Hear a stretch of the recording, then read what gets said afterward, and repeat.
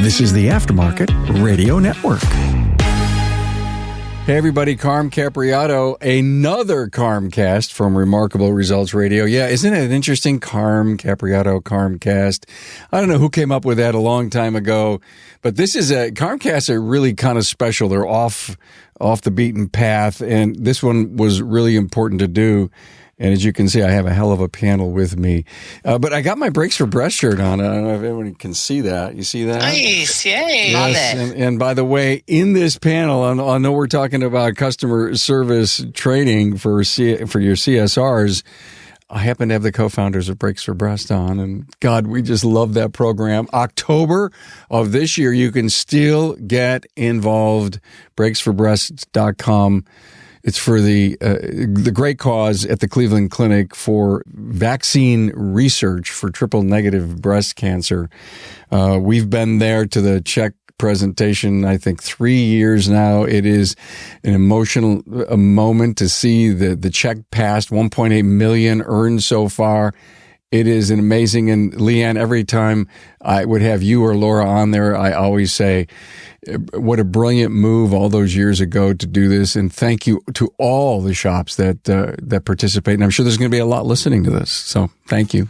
Absolutely. Thank you, Carm, for your support over the years, because it's all of you that make Brakes for Breast successful. They don't take a dime. Every dime that's raised goes to the Cleveland Clinic. So everything has been through the grace of your kindness and the industry's kindness too. So You have a great industry for sure. thank you so much, Laura. We're here to talk about service advisor training. And what's so cool, this group is the coaches from Maverick Shop Owners, but they decided, hey, let's do something and get our butts out there somewhere in Detroit, I think, right? Where are you going? Yeah, November 9th and 10th. Yeah. Just outside of Detroit, Michigan, we're going to have a 2-day live event teaching this, getting into the nuts and bolts of it. Gerry and Laura owned a shop, recently sold, but, God, where did you cut your teeth? You cut it both probably in the bays and on the counter. Same with Leanne and Bill. And there's nothing like having the training that's coming directly from, if you will, the front lines or from live environments because of your great experience. I believe that customer service training is one of the most critical and most important that any shop could have today. I've been doing this for 9.5 years and always feeling the movement and the trend in the industry. If there was one unsung area that needed improvement, it was, I believe, at our counters and in the quality hires that we have, in the communications and in the culture. And I'm sure you cover all of that positively in this training. And so it's a multi-day event, and I am sure this is my recommendation. I got this wild recommendation, and tell me I'm wrong, everyone, that if I'm a shop owner and I'm going to send my customer service rep to training, and they're going to come back from Leanne and Bill and Laura and Gerry's training, and they're going to start doing things that they say, oh my God, this was great. I can't believe I got to do this. And then the owner says, hey, we don't do that kind of stuff here. No, that's a little on the edge. And if the owner doesn't go and participate in the same training that their CSR does, is the value there, is the money that you spent. I think the owners have to get as immersed in the training and in a culture shift than a CSR does. Right or wrong, guys? For sure. Yeah. Absolutely. Yeah. You're not wrong, Carm. You're absolutely on point. All right. So we got to get owners and CSRs. What an incredible trip. Get up to Detroit, spend time with the CSR, hang out with other people, your peers, and walk away and turn that front counter of yours, up a notch from 5 to 10. And that's the thing, when you come to a live event, the networking that takes place, right? You realize I'm not on this island alone. There's other people experiencing some of the same things that you are. So we really believe that the team, the service advisor, the CSR, the owner, anybody that's going to be on the front counter to attend, to make it a cohesive learning experience, and it'll make everything they learn more powerful and move the shop to greater heights faster. So look at this team has over 100 years of experience. Why does that make you sound old? I can't believe that. Yeah. I just can't believe that. Gerry and Laura, God bless you that you got a chance to succeed and sell and really focus on this a lot. And Leanne and Bill, you're still working every day, backlogged a week. But I've been to your place, and it is a huge, phenomenal, fabulous. The culture is like on steroids there. What better people to learn from than you? So this seems like it's a good to great kind of seminar, and I'm excited. Let's talk about it. One of the things, I love that term, good to great, because you had mentioned we've been in the industries really since the Stone Age. Boy, does that sound bad. But, and we didn't figure it out from the beginning. It took years to develop some of these processes and some of these systems. And, I'm always kind of known as a numbers guy. So I want to do some simple math with everybody. So you don't even need a calculator for this, just maybe a piece of paper. You can work the numbers in your head. Let's just say your labor rate is really, really low, $100 an hour. I'm doing this so the math is simple. You got a tech that's working there 40 hours a week. He's 100% productive. That means you should be, or you better be generating $4,000 in labor sales. Throw in the parts side of that. $1 for labor. Every $1 we sell in labor, we're going to sell $1 in parts. Hopefully everybody's following me. So that's $8,000 a week worth of revenue per tech. Multiply that times how many bays you've got, and that's kind of where you should be at in sales. That's what you're capable of. And again, these numbers are low because if anybody's at $100 an hour, watch out. And when you do that math, you're going to realize for most of the people listening, I'm not there yet. Why? And here's the thing. I love this quote. I wrote it down so I don't mess it up. It ain't what you don't know that gets you into trouble. It's what you know for sure that just ain't so. And that's Mark Twain. So many times we think the problem is car count, or we think the problem is that lazy technician that just can't get the work out. And really, that's kind of what we're going to learn a lot in this seminar, is to take a different perspective. If it's car count, we're going to give you some strategies to fix it. If it's sales, we'll give you some strategies to raise that average repair order, and no hard selling. And then, if you've got, you just seem to, you can't get the work out the door, we'll talk about ways to improve that as well. Oh, you talk about like learning curve, right? And so we had a Shell gas station and then moved to our repair facility in Brook Park, and we had to learn everything, right? Because we had a branded national name on our gas station. So we had to learn our marketing. It was just me and Gerry and some technicians.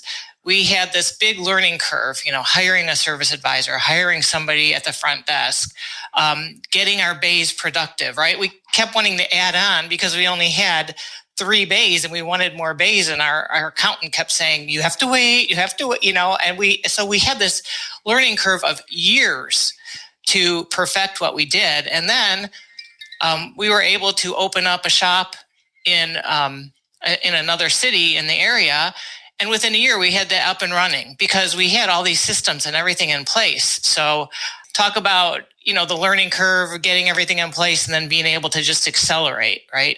Once you know everything. Right. Not that I know everything, but once you have your processes in place. Yeah. And Bill, please share the story about our technician turned service advisor, because I think that's another great example of what Laura's saying. So we had a service advisor that had this serious problem with carpal tunnel in both of his hands. Had him operated on twice. His doctor finally told him, listen, you need to change fields. You can't be a technician anymore. You're going to continue to have this problem. He came to us and said, do you think I could become a service advisor? And I said, of course.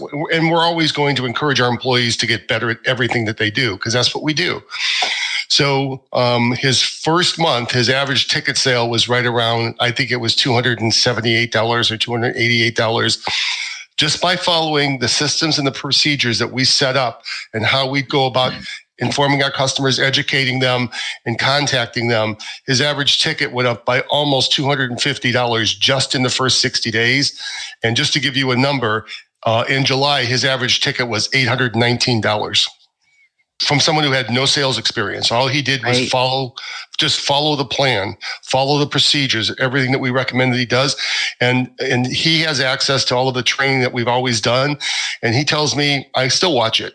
When I feel like I get stuck a little bit, I go back and I watch the episodes, and it just helps me go right through it. So the proof is in the pudding. And that's just not just our shop, but that's all the shops that we've done this with before. I love where you're going with this initial discussion in this episode. You basically said there's a science kind of behind this, but it's not rigid science. There's emotion to it. There's people, there's relationships, there's caring, but it's a little bit of science. And what Gerry said about the Mark Twain quote, beautiful quote, Gerry. Here's what I wrote down, because I'm always this individual who hears something and then I interpret it to me. How could I best relate to that? And I wrote down, verify what I don't know to be true. Yes. And when you go to a seminar, and I'm a seminar goer, I have been my whole life. I'm a perpetual student. I want to learn all the time. A lot of times you crash through the barriers of your the focus you have that's generating X kind of results. You're semi-happy with that, but you really don't know what you can get. To your point, Bill, about going from 278 to another 200 up to 800, and just through ethics and honesty and transparency and all of that. Because as we know, these vehicles that are on the road that are coming in our shops that are our customers, they need work. There's no shortage of work out there. There's no shortage of work. You can find more work than you know what to do with, right? And our shop is a perfect example of that.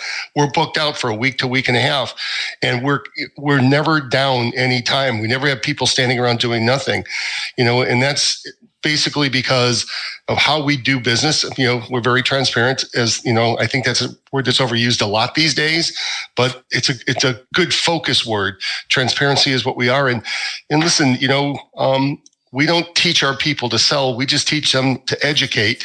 And we have a certain amount of scripting going on. So we want to make sure that that they're saying the right things and they're not getting the customer confused. But I think the biggest part of it is, as you said earlier, all of these vehicles need work, and there are more shops closing up every day. It's amazing to me how many small shops are closing up, the mom and pop shops, because they can't afford to be in the business because it's an expensive business to be in. Being in this industry for a long time, I remember what I used to look for in a service advisor. I used to look for somebody that was really excel in sales, a superstar. And imagine, what comes to my mind now is that maybe that car salesman, that Danny DeVito in used cars, somebody that just had the gift of gab and they were able to persuade somebody to purchase. And what ended up happening is, yes, we got great sales from it, but we ended up leaving sometimes with customers that were less satisfied or, buyer's remorse. They felt like they were sold. Today, the great thing with the industry and the transparency using digital inspections, be able to show all of that to the customer and the way you present it, I don't think there's any selling and sales anymore. And that's a great thing. Mm-hmm. Bill, you mentioned the story about your technician turned service advisor. We had the same situation where we had a gal at the front counter who had no sales experience at all. She was really our CSR. And kind of through necessity, we suddenly lost a service advisor. We had to put Karen in that position to help with the sales. And she really excelled, not because she knew a darn thing about a car or was that Danny DeVito-like salesperson. It's all the points you touched on, Carm.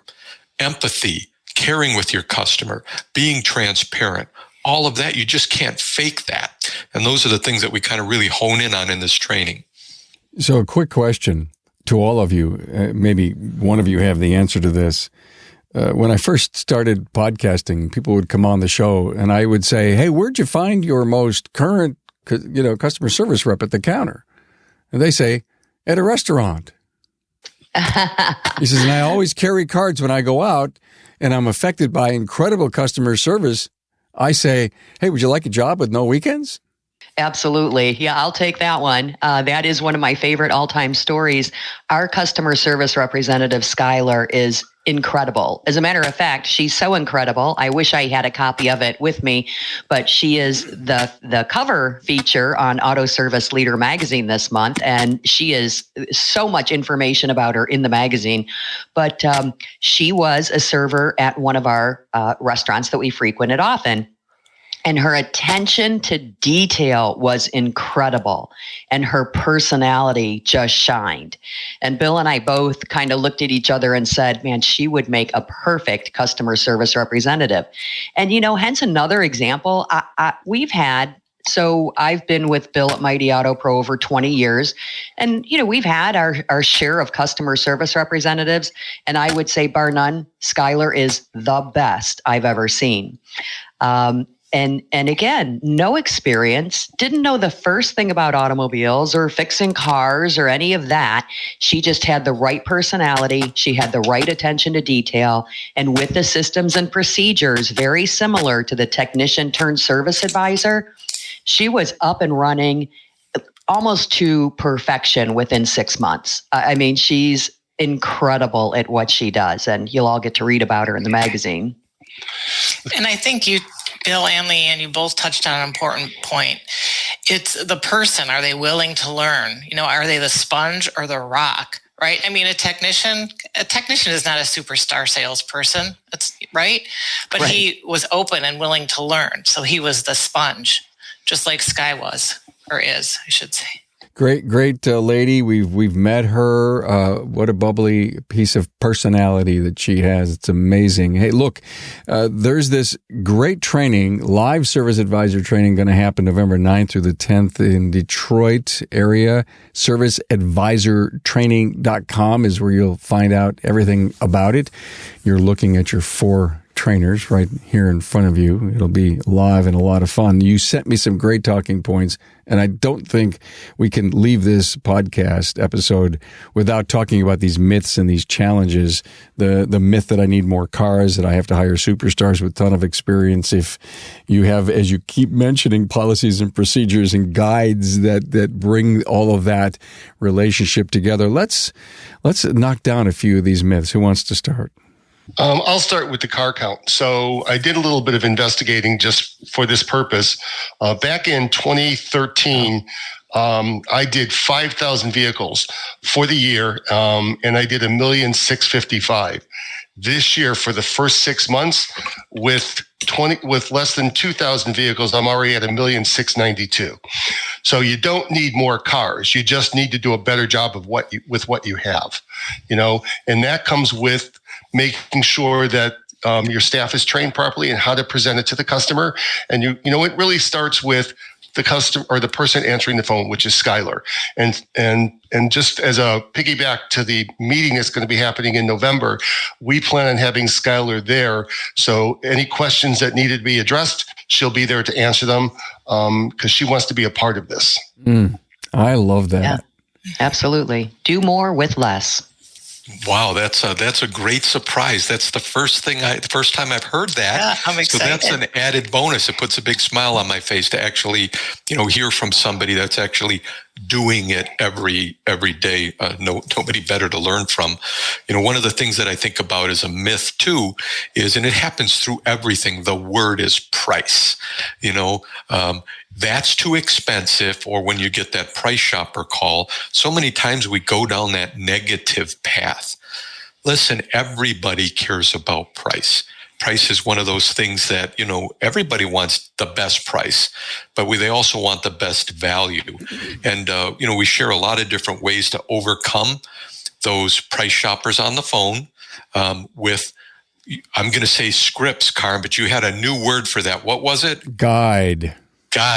Mm-hmm. So you walk out with some guides on how to convert those pesky price shoppers into actual customers, because not everybody is just looking for the cheapest price. And, Bill and Leanne and Skylar are proof of that. So a few proven ways to be able to get over that hurdle, not only on the incoming phone call, but also in the sales process.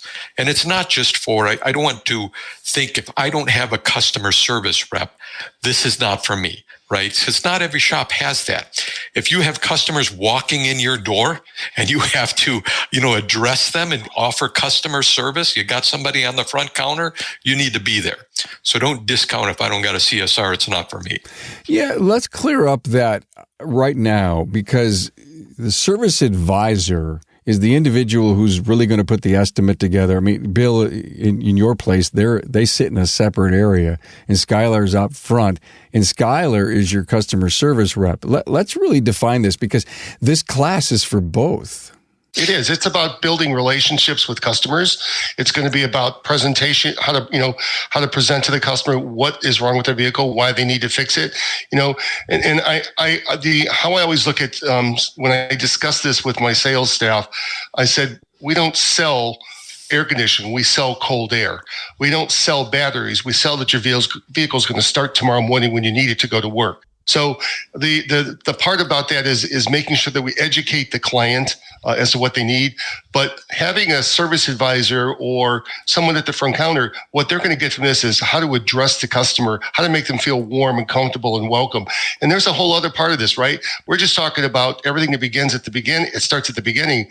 But what about when the customer leaves the door? Does it stop there? Absolutely not. It does not stop there. There's another whole facet to other things that we're going to teach that will make that customer want to come back to visit you. And you guys are masters at that. Oh, my God. The follow-ups, it's incredible how you guys do it. Yeah. And Carm, to your point of who should go, I know Laura and I over the years have done a lot of phone training. And along with that phone training comes mystery calls. And honestly, when we play those calls for the shop owner, the number one excuse we hear is, well, that's not who normally answers the phone. So who is this for? Anybody in your shop that answers the phone. Absolutely. Or is at the front counter. Yes. Interacts with the customer. Anybody who's going to pick the phone up should be trained on how to answer it and what they need to do next once they answer the phone. And that's what Leanne and Laura do best, right? They train those people on how to answer the phone and how to get those customers in the door. I don't know what the number is for us, but I would bet that our phone closure rate is probably well over 85 to 90%. Last we looked, it was about 91%. So that's amazing. And it's not hard. That's the thing. It's really not hard. Are you getting stats from a computer, that's giving you the data back? I mean, that does take a little more effort because what we're looking at is how many opportunity calls. So in other words, it's not a parts store. It's right. a legit customer calling in to book an appointment, come in and spend some money. So how many opportunity calls do we convert into a customer? In other words, they show up in the shop with their car. So does that take a little bit of manual tracking? Absolutely. But, it's not that hard. We just have a little tally sheet next to our computer. And if it's an opportunity call, You get a tick. Do they come in? Yes, they do. So, and typically, Carm, the easiest math for us is in most cases, we're getting them in the same day. So it's easy. Like we talked to them at 7, here they are at 8. So. We have a new sponsor coming on for the Craig O'Neill Show, Inbound. And not only do they have the VoIP phone system, they have all the data called up. And it basically gives this to you in spreadsheets, dashboards. That's awesome. I was so impressed with it that you can, quickly just go there. And again, to your point, Leanne, and I think we can't get away from the opportunity call because, a lot of calls come into our company, but those are put over here on the shelf for whatever right reasons. But when the opportunity calls come in, those are the ones that get rated. And I was so darn impressed with that. But anyway, so there's not only can you do this on your own and listen to recorded calls and try to figure it all out and help and guide, there's some brainiac stuff out there to help you. Can't wait to hear about that. I was thinking about what we said in the beginning, right? The quote by Mark Twain. It's not. I got it written down here. It ain't what you don't know that gets you into trouble. It's what you know for sure that just ain't so. So I'm going to go back and I just want to piggyback on that whole phone call conversation, right? The call that took place, that here's the shop owner in that seminar that may be struggling for car count. and he's out there spending more and more money on marketing. I need to do Google ads. I need to, invest more in direct mail, social media marketing, everything like that, comes to find out that it's not a marketing problem.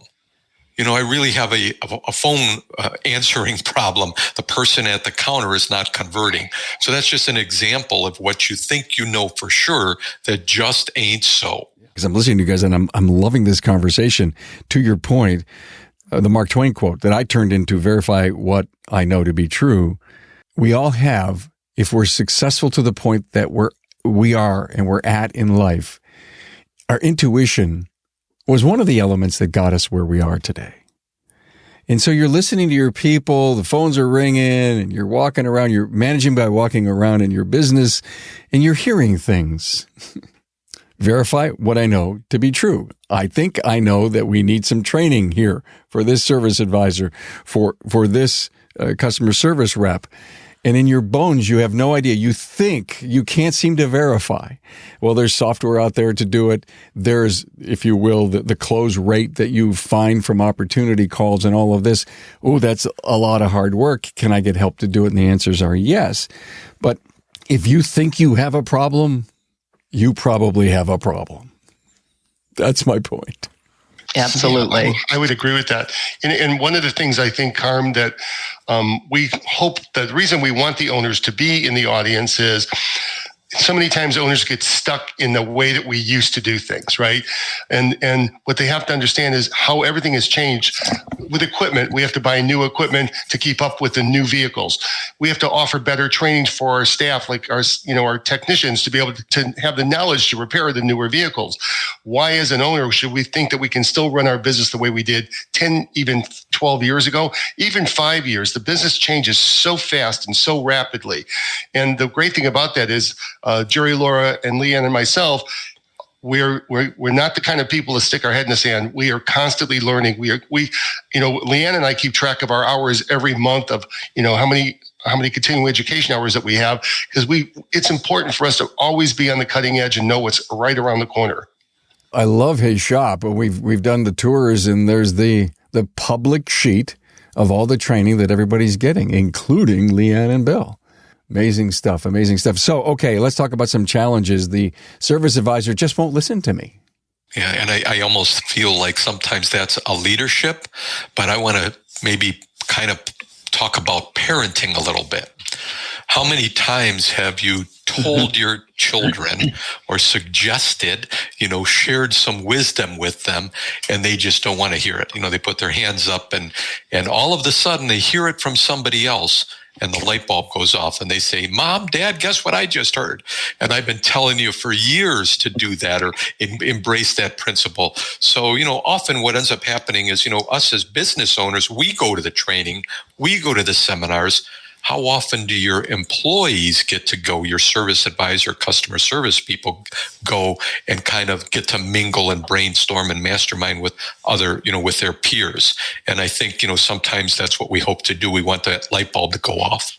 So if I'm an owner and I have my service advisor or my customer service rep with me, and I go to the class in Detroit, November 9th through the 10th, serviceadvisortraining.com, and I'm sitting there, and if you're hearing things from our trainers, Leanne, Bill, Laura, and Gerry, you're hearing it, don't lean over to your person and say, see, I told you so.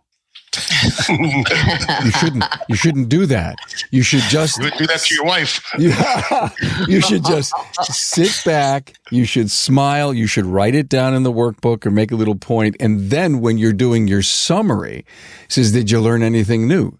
No. Oh, so all the things that I've been talking to you for the last 2 years, we're putting some glue on that, aren't we? Isn't that cool?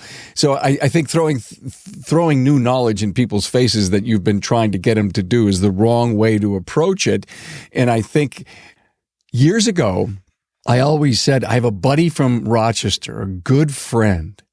And if he could only just come to one of my meetings with a briefcase in his hand, put it on a table, stand in front of the people and tell them the things that I was going to tell him, he would be the expert, not me. And so go to this class and let Leanne, Bill, and Laura and Gerry be the experts. Yeah. And so much of it is, really what I've learned is how we evolved. When we first started in business, I think, and almost everybody does, you know it all, and it's my way or the highway.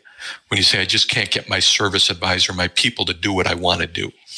And then as time goes on, what I've studied a lot about leadership and communication skills, because it's not my way or the highway. Look, we know these, technicians and service advisors and all of that.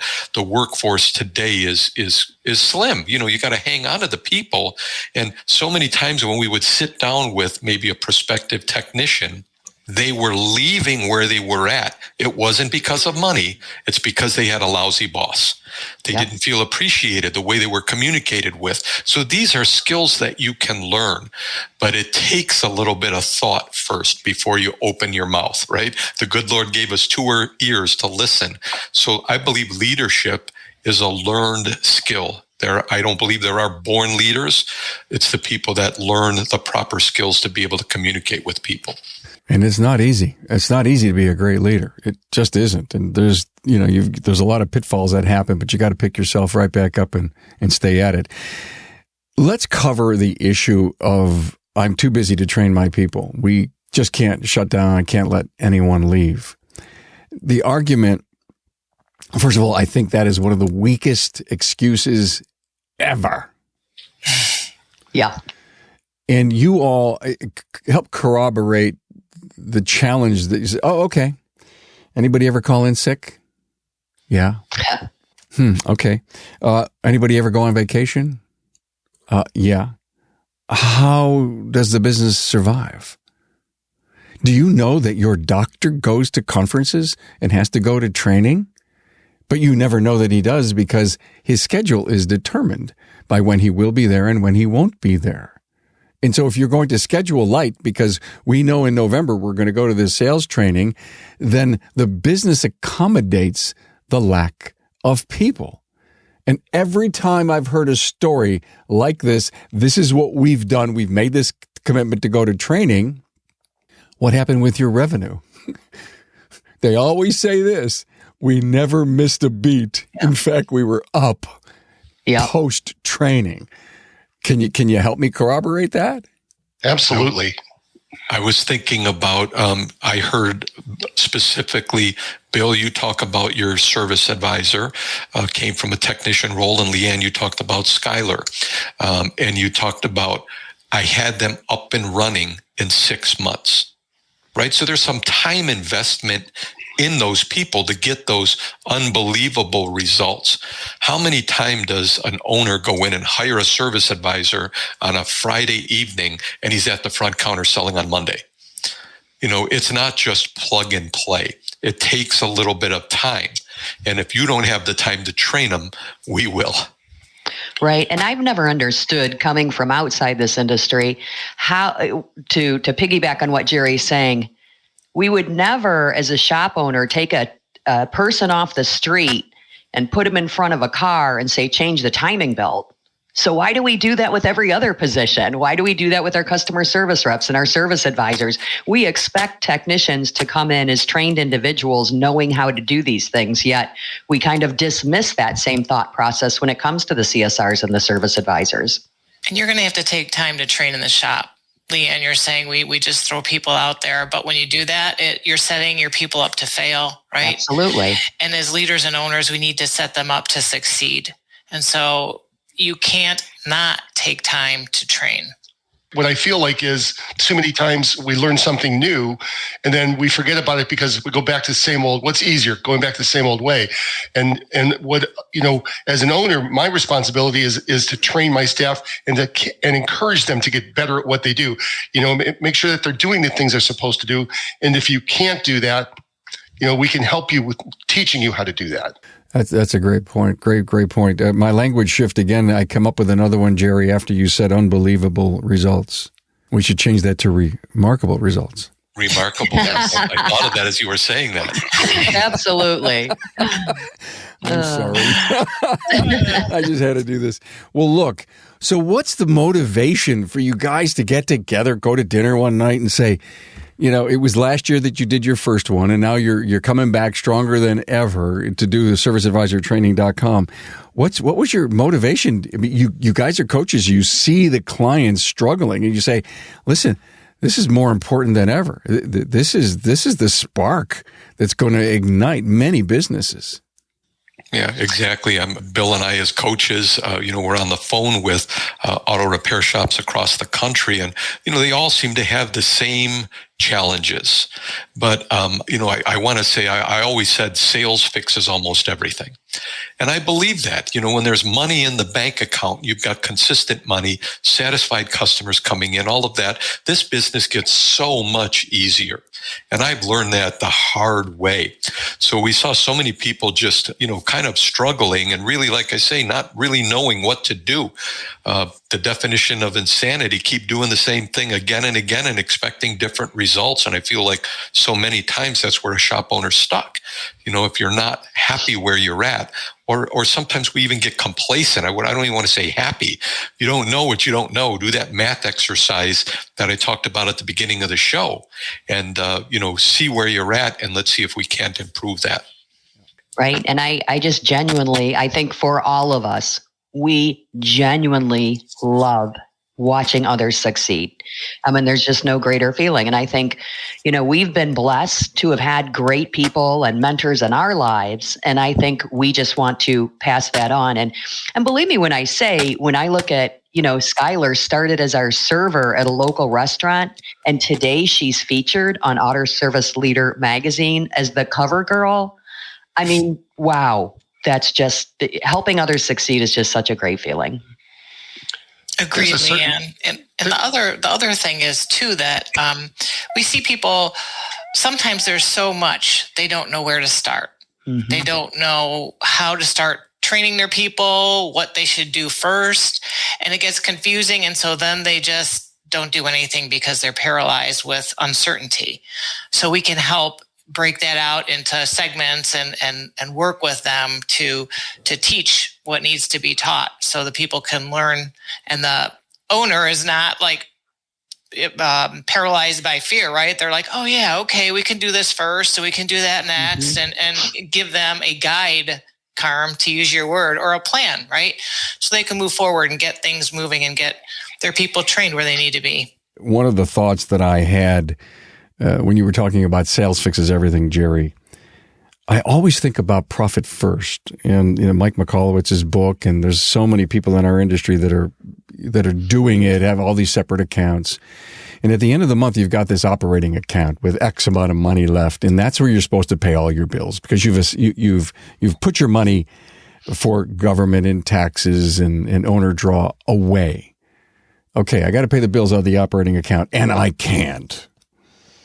And that starts showing the weakness, because in so many places they're spending cash that really was allocated for other things. And the principle of the book is this: well, if you can't pay all your bills, there's only three things that it could be. Your costs are out of whack because you have too many costs for the gross profit margin, number 2, that you need to earn. But sales, to your point, Gerry, is it. And when you think, well, the phone's ringing, we're doing marketing, we're on Facebook, we got a great website, I'm doing CRM, but yet I'm running out of money. Yeah. And so if sales fixes everything and the opportunities there, the phone is ringing, how many of those opportunities are really turning into, again, the word goes back to opportunity for the shop. And it's the talent, it's the ability, it's the training. I'm sorry. You have a talented technician, technology specialist in the back. They're studying service bulletins. They're in a network. They're constantly improving themselves. Are we doing that at our counters, both service advisor or customer service reps? And I think we're on fire as an industry to do this, which is, I think, why you guys felt we got to do this. Serviceadvisortraining.com. I love it. It's a 2-day event, again, November 9th and 10th, Saturday, Sunday, so you can keep your people at work on that Monday through Friday. And I know I just wanted to mention really briefly that there is a limited number of seats. So I know when we present this to our Maverick members, they're going to scoop up a lot of those seats just like they did last year. So if you're hearing this, please jump over to serviceadvisortraining.com, check it out. If you feel it's a fit, order your tickets before you're shut out. Anybody have a last word for this at all? But listen, not only was this, if we were focusing on this great training that you're providing, but I think there's an awful lot of great takeaways here that people can learn from too. So thank you for coming and sharing all your great wisdom. Leanne, anything else? I just think it's a fabulous opportunity for the shop owners and their team, and we hope to see everybody there. Thank you, Bill. Excited. I would say the one of the things that I enjoy most is watching my people grow, watching them do the things that we recommend that they do, the things that we teach, how we want them done. And Skylar and Michael are perfect examples of what you can do if you just give them the right guidance. And it makes me very proud to see that picture of Sky on the front of that magazine, because I know that without our teaching, or without Leanne's teaching and my teaching, she would not be there. But she grasped it and just ran with it. And now she's a sponge. We have to slow her down sometimes. She's a fun and a great lady. I think the operative word there was teaching. Interesting. Laura? I'll tag on to the teaching part. So there's 4 of us, right? We all have different skills. We bring different personalities. And so everybody doesn't learn from the same person. And so there's a lot of opportunity for everybody who's coming to the room. They're all going to find different things they need to fix or different needs, right? Everybody's not going to have the same need. And everybody's not going to learn what they need to learn from the same person. So there's a variety there. So I'm excited to see everyone and meet everybody and help people grow to the next level from good to great. That's a great point. I love the idea. Yeah. 4 different voices, faces, personalities. If you can't learn from these 4, you're never going to learn. Gerry, final word. They don't call me Grumpy Bill for nothing. When you were talking about the wonderful book Profit First by Mike Michalowicz, when you talked about sales as being a component of that, I remember a quote from Brian Tracy years ago in some of the books I've read and stuff, and he said, "Timid salespeople have skinny kids." Now, I don't want to say timid salespeople, but I'm going to say untrained salespeople leave owners with skinny kids. Again, it just popped into my mind. But we really look forward to seeing everybody, sharing those 100 years of wisdom with everybody. I want to thank you, Carm, very much for having us on today. Absolutely. I had a blast. 4 of my favorite people. This is important. There's no fluff here in this episode. Not at all. It was all good stuff. So thank you all for being here. Thanks for having us. Thanks for being on board to listen and learn from the premier automotive aftermarket podcast. Until next time.